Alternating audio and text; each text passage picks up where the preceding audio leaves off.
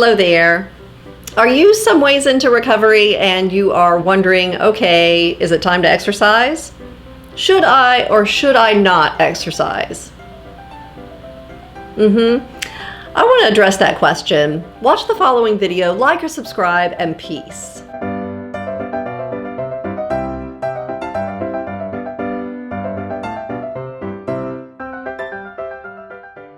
Hello there, my name is Billy Juliana. I'm 49 years old and I have a 40-year history of dealing with anorexia nervosa. And I'm currently following the recovery methods espoused by Tabitha Farrar, Kayla Rose Katecki, and Elisa Orris. And I just wanted to jump into today's topic, which is feeling re-energized in anorexia recovery and wondering whether or not you should introduce exercise back into your life.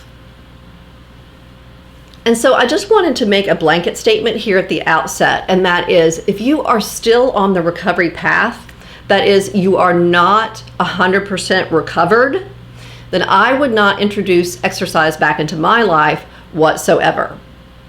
And I know this is a bit of a radical thing to say, because for some of us who are a bit older, who are coming from years and years of starvation and self-torture with a strong movement component, it may take years and years to pull ourselves out of that, to rewire all of the circuitry that has been so entrenched in our brains for all that time. And that means years and years of no exercise.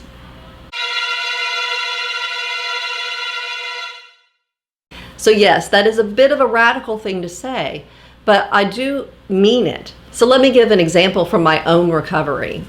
When I first got into recovery, my coach, who was an eating disorders coach, advised me not to exercise for a year, that we did not need to be doing any kind of compulsive movement for at least a year in order for our brains and our bodies to recuperate from the disease.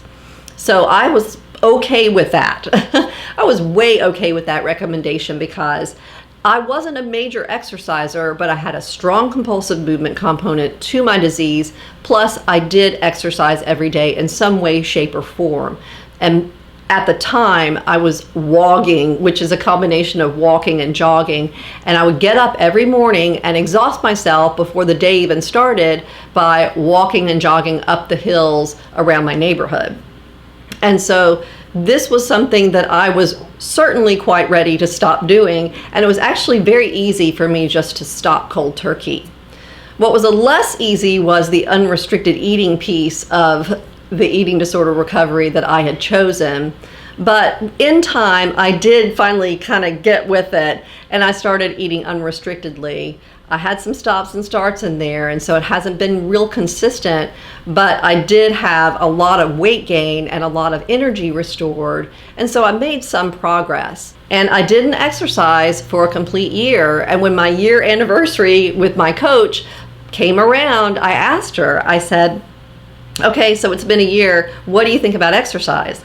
And she was like, well, you know, from our communication, I'm getting the vibe that you still need a lot of rewiring and you have a lot of anorexic thought still sitting in your brain.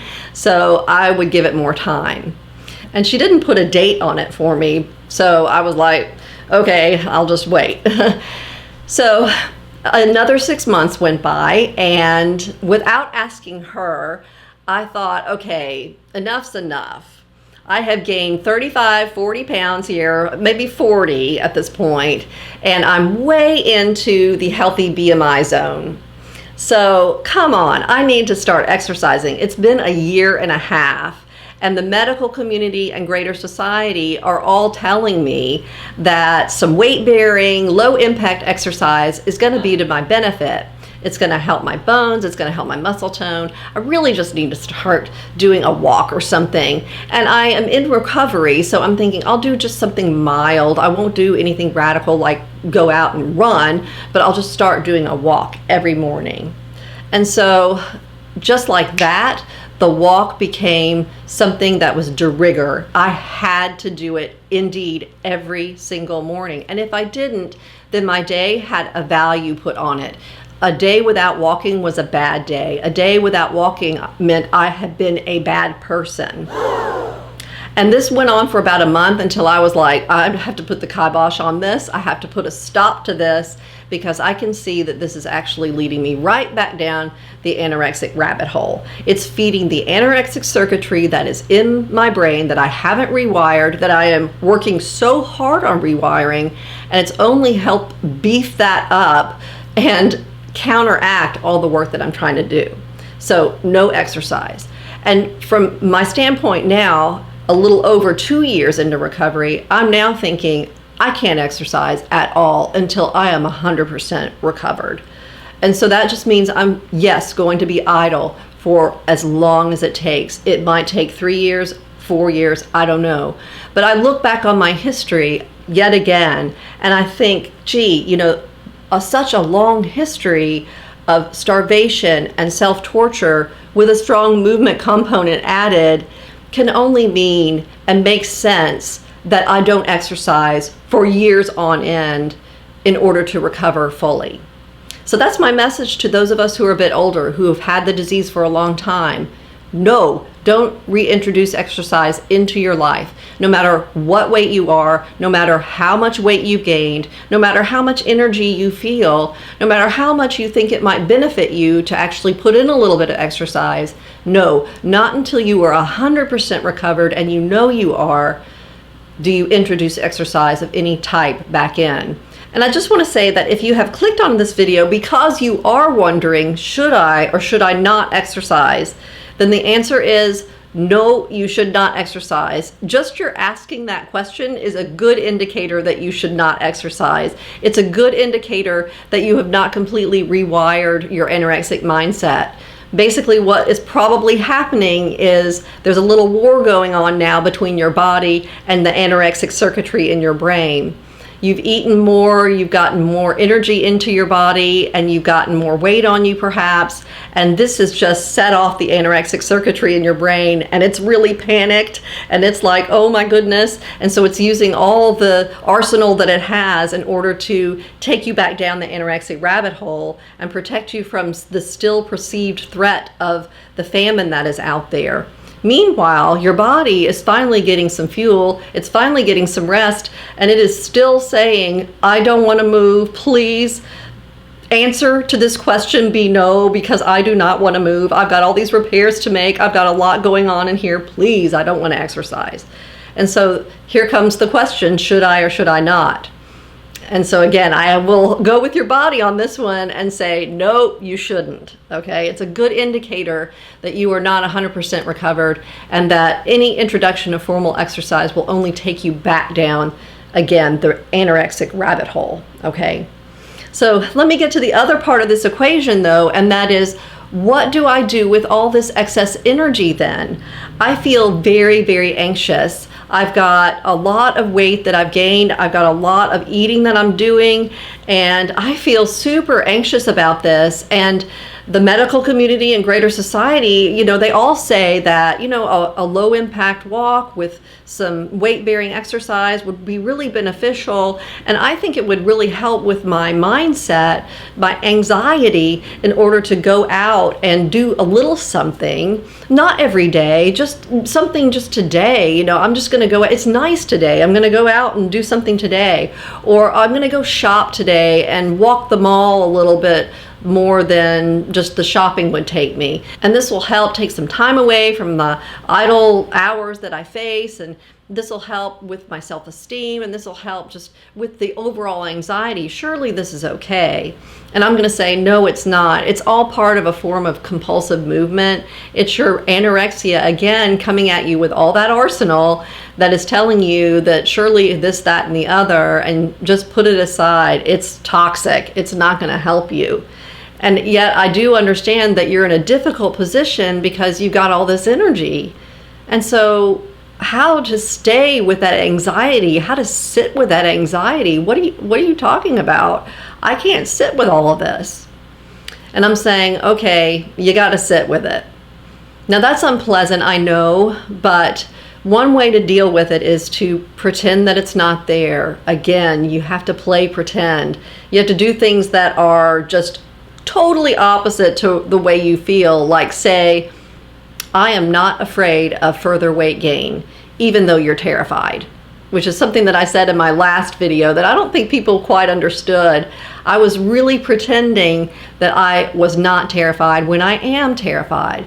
But I'm going to tell myself, no, I'm not terrified, and no, I'm not anxious. And if I'm feeling anxious, I'm going to go eat something else. If I'm feeling super full, but I can get something else in my body, might as well go eat it and spend my time doing that. Because probably a lot of us are still mostly preoccupied with food during this time. That may be one of the reasons why we're so panicked, is that we don't have passions yet developed, because all we are really passionate about is food and eating, which seems really weird because we've been in recovery for 2 years. Why aren't we passionate about something else? Why haven't we developed some sort of fantastic hobby? Why aren't we painters and famous authors at this point? And I'm just saying it's because we aren't done with recovery. We have a lot of food that we still need to take in, weight that needs to be gained, repairs that need to be made, and so exercise just isn't an option, okay? And yes, I know I keep repeating myself, but I know your brain is always going to default back to this, but, and shouldn't I do some sort of movement? And then, okay, so you're telling me I'm not going to be moving around, but then what should I do? Just know that this will pass. Your brain will develop passions and interest. It's just that your body is taking all this extra time because you come from a long history of deprivation and starvation and compulsive movement, and you are requiring all this time to just chill, okay? So another thing I want to offer, and this is not self-promotion, but I do have a website now, and it's billyjuliana.com.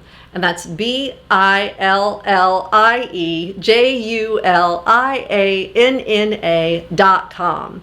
And on that website, I have a contact me section, and you can feel free to send me an email just typing out all your frustrations and your anxieties that you are feeling in the given moment. If you have time, or if you are panicked and you feel like you need to reach out to someone.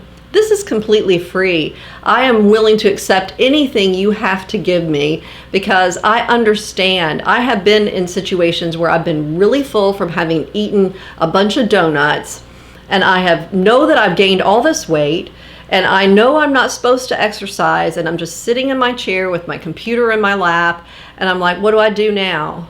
I don't know what to do. I feel so panicked. And I've really wanted to write an email to someone and just let them know. And so that's one reason why I did this website, was I wanted to offer a place where you can say, and I can write back and say, I understand, keep eating and keep going. It's going to be okay. You're going to get past this. But for this moment, you might need to write an email and say, I'm panicked.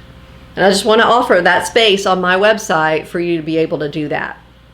So now I think I've said enough for now. This was supposed to be a short video, and yet it's turned into a little bit longer, but it is definitely something that is important to remember as we go through recovery, and that is no exercise at any stage of the game until we are 100% recovered. And we will know when we are 100% recovered.